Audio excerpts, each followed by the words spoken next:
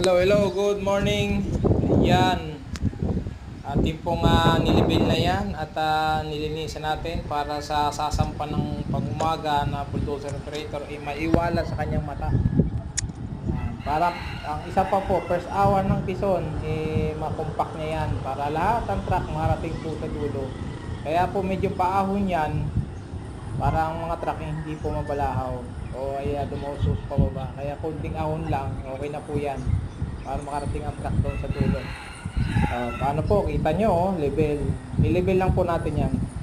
Level na paahon. Yan. Paano po?